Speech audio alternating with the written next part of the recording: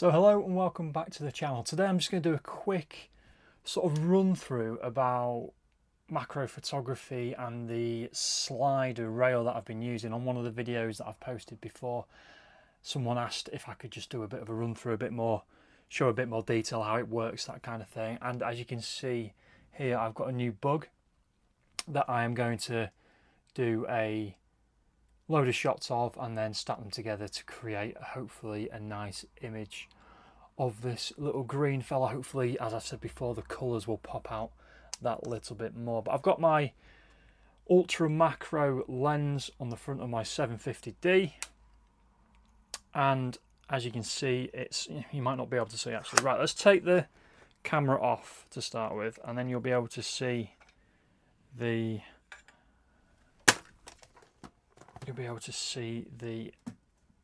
rail. So if I lift this up here, you've got the rail, which literally, let me take it off the tripod, it just goes on, clips onto the tripod like that, and you can tighten it up.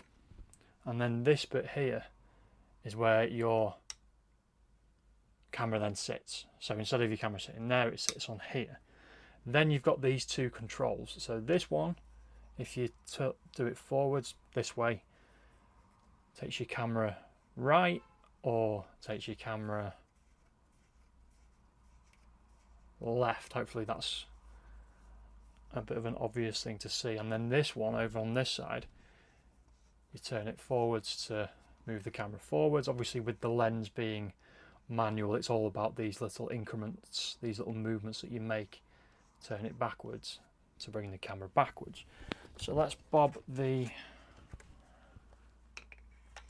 camera back on here and tighten it up, and then I'm going to drop it. It's kind of working quite well with this ledge coming out away from everything else, because if I can lower the tripod back down, when I'm shooting this way, I can get the lens right in front of the subject like that, and then when I do move forwards like that, that's literally how close I'm getting, really close up to it. This bit underneath, the rail, it's going underneath, so it's not catching, there's no stoppage or anything like that, so it seems to be working quite well. I was going to try and make a bit more of a macro studio setup on my wife's desk to my right over here, but it hasn't really been needed. I haven't done enough to justify cleaning off her desk and setting stuff up anyway, but this seems to be working quite well. It's got some good natural light behind me, behind the subject, and there's a window up here as well to my right, behind me on the right, so that's bringing some nice light in as well. And I do have the light on the front of the lens if I need it.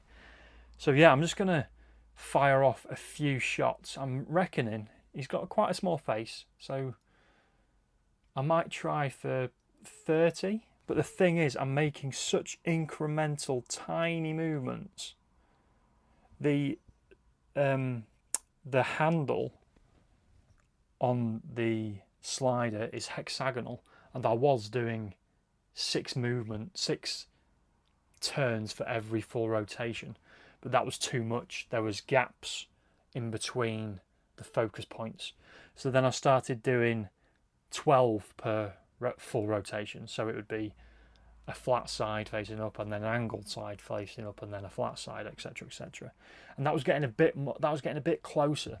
So instead of 12, I'm now doing, so instead of flat and then angled, flat and then angled, I'm doing, having a gap in between each of them as well, as stop in between each of them. So it's flat, angled, full angled, coming down the other side, flat.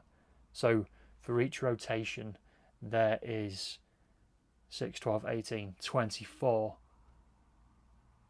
shots taken. So that seems to be working quite well, and better than the 6 anyway, because I'm actually getting those focus points within the full movement of the camera and the full range as we go from the nose, I suppose, depending on what you're shooting.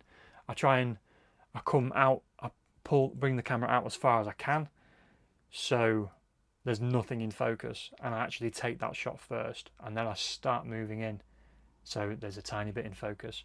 So hopefully that kind of makes sense. I'm playing around with it. I might even need more shots per rotation of the lens handle thing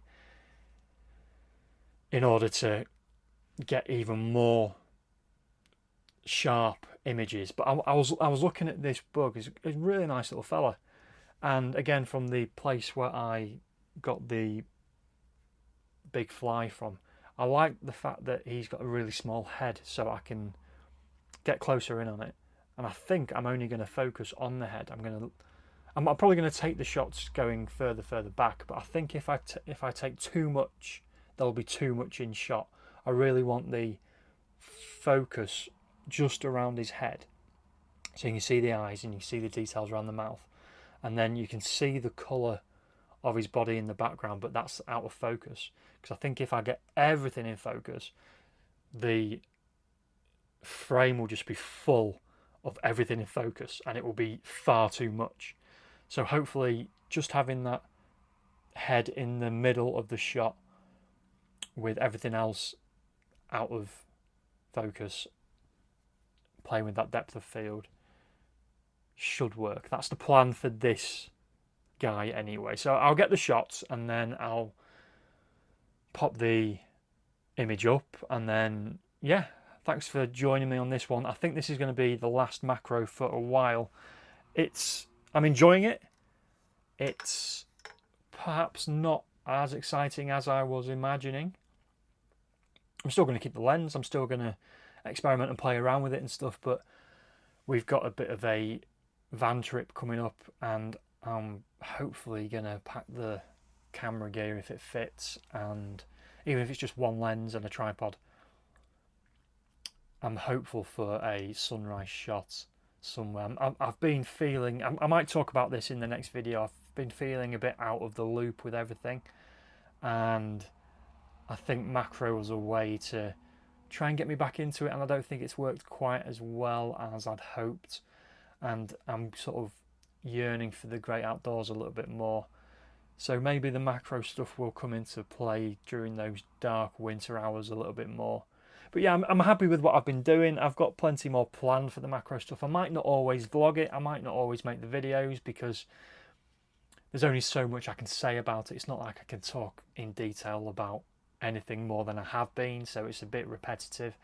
So yeah, I will do more macro stuff, but I probably won't do it quite as much on the channel as I perhaps thought I would. But yeah, stick around for that photo at the end, and hopefully it'll be alright. Who knows? And yeah, thanks for joining me on this one. Come back for another one soon. Please like, subscribe, comment, hit that bell so you get notified when I upload. It's going to be a bit sporadic at the moment because I've got so much other stuff on. As you can see in the background, the office is a state, so lots of stuff going on at the moment, but hopefully I'll be out in the great outdoors soon, before the end of summer at least. And yeah, hopefully autumn will get me back to my old self, hopefully. So yeah, as always, thanks for watching, and I'll see you on the next one.